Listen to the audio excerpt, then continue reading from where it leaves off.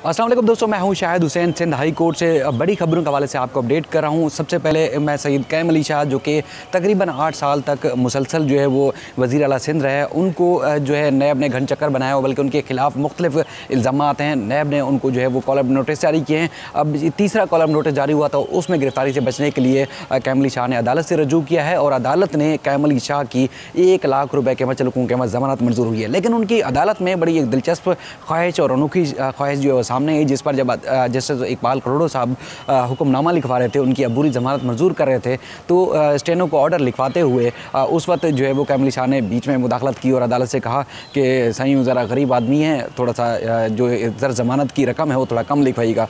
तो जस्टिस इकबाल करोड़ो साहब ने कहा कि आप तो CM रहे हैं, तो कह रहे नहीं सर, मैं खुद ही पे करता हूँ, तो इसलिए थोड़ा सा पैसे जो है कम रखिएगा। तो बहरहाल अदालत ने उनकी 1 लाख रुपये के मचलकों के एवज़ जो है वो ज़मानत मंजूर की है 7 अप्रैल तक। इससे पहले वो 2 करप्शन की इंक्वायरी में ज़मानत पर हैं और उसके बाद इनके ऊपर जो नई इंक्वायरी है वो महकमा इत्तलात में गैर कानूनी भर्तियों की जो है वो तहकीकात कर रहे हैं नैब, जिसमें साबिक जो वज़ीर इत्तलात थे शर्जील मेमन और दीगर, उनके खिलाफ भी इंक्वायरी चल रही है और इनके खिलाफ भी नई इंक्वायरी शुरू की है नैब ने। तो उसमें इन्होंने गिरफ्तारी से बचने के लिए अदालत से बाकायदा तौर पर रजू किया है। इसके अलावा 2 और बड़ी खबरें हैं।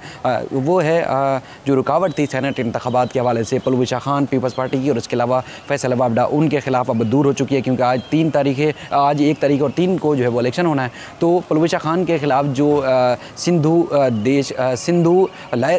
इंडस फोरम की जानिब से जो दरख्वास्त दायर की गई थी परवेज़ खान के खिलाफ, तो वो अदालत ने मुस्तरद कर दी है, क्योंकि इस जो दरख्वास्त गुजार थे आकिब राज पर, उनका ये कहना था कि एक तो रिटर्निंग अफसर और इसके अलावा जो इलेक्शन ट्रिब्यूनल है उन्होंने उनके सही मानों में एतराज़ात नहीं सुने। परवेज़ खान ने ना सिर्फ कागजात नामजदगी में अपने असासे छुपाए, उनका गैर कानूनी तौर पर जो है वो वोट मुंतकिल किया गया कराची में, और उसके बाद फिर उन्होंने जो सही हक़ाइक़ जो थे वो मालूमात भी अपने कागजात नामजदगी में ज़ाहिर नहीं किए। जस्टिस मोहम्मद अली मज़हर साहब ने मुकम्मल इसकी समाअत सुनी। फ़ारूक नाइक भी अदालत में पेश हुए और दरख्वास्त गुजार की जानिब से ये भी कहा गया कि जो कानून साजी की गई है उसमें कानून साजी के मुताबिक जो हमारे सियासतदान हैं वो अपनी मर्ज़ी के अपने जो हक़ में बेहतर जो कवानीन होते हैं वो जो है इसमें मंजूर कर लेते हैं और उसके बाद फिर जो है वो अपने लिए रिलीफ ले लेते हैं। लेकिन अदालत ने कहा कि उनके सामने जो महदूद इख्तियारात हैं इस दरख्वास्त को सुनने के लिए, अगर आपको एतराज़ है कि उन्होंने अपने जो असासे छुपाए या उन्होंने सही मालूमात नहीं दी,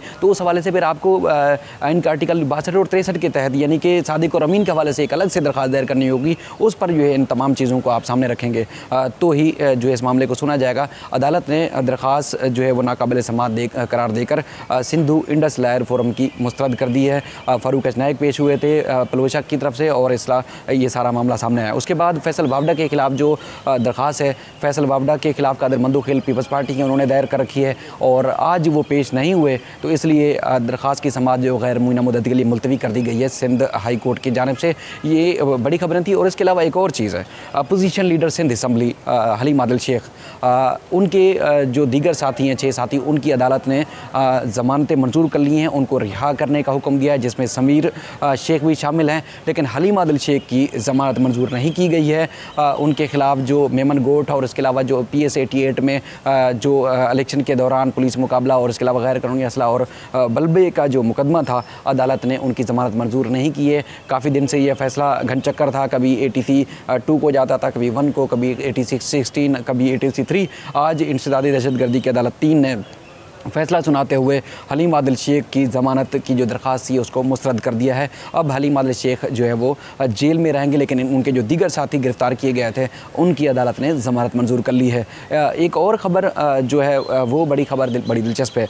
कराची में या जितने बड़े दीगर जो शहर हैं, आप उन पर गैर कानूनी तजावुज़ात या सरकारी ज़मीनों पर कब्ज़े के हवाले से ख़बरें सुनते हैं, लेकिन एक बड़ी दिलचस्प ख़बर यह है कि महकमा आबपाशी की ज़मीन को जो है मुकम्मल तौर पर कब्ज़ा कर दिया गया है। ना सिर्फ हज़ारों एकड़ बल्कि लाखों एकड़ सिंध में जो ज़मीनें हैं उन पे कब्ज़ा है। अब सिंध हाई कोर्ट ने पहले हुक्मनामा जारी किया था कि जितने भी कब्ज़े हैं वो खाली कराया जाए। वो पहले सक्खर बेंच ने ऑर्डर दिया था, फिर उसके बाद कराची अब 3 रुकनी बेंच जस्टिस मोहम्मद इकबाल करोड़ो की सरबराही में इस मामले की समाअत कर रहा है और अदालत ने हुक्म दे रखा है कि अगर सिंध हुकूमत या मुतल्लिका इदारे ये ज़मीन वागुजार नहीं कराते तो उनके खिलाफ तौहीन अदालत की कार्रवाई होगी। आज अदालत ने के सामने जब एक नई बात आई कि जो महकमा आबपाशी की ज़मीन पर काबिज़ है, यानी कि वडेरे, जागीरदार या बासर लोग, उनसे जो है ज़मीन वागुजार नहीं कराई जा रही। वो कई इमारतें ऐसी भी हैं जो कमर्शियल बुनियादों पर भी जो है वो बनाई गई हैं, इस्तेमाल हो रही हैं, लेकिन जो गरीब गुरबा हैं उनकी ज़मीन, उनके घर तोड़े जा रहे हैं, उनके जो है उनको मुतबादिल जगह भी नहीं दी जा रही।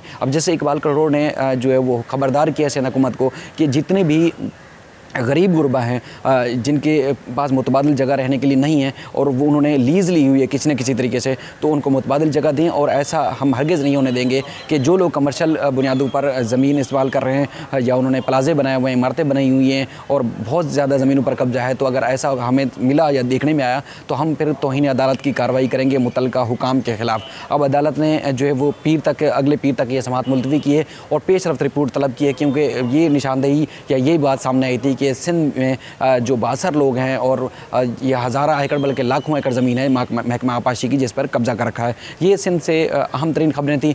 इस तरह मैं आपको मज़ीद भी अपडेट करता रहूँगा। तब तक अपना ख्याल रखिएगा। पाकिस्तान जिंदाबाद।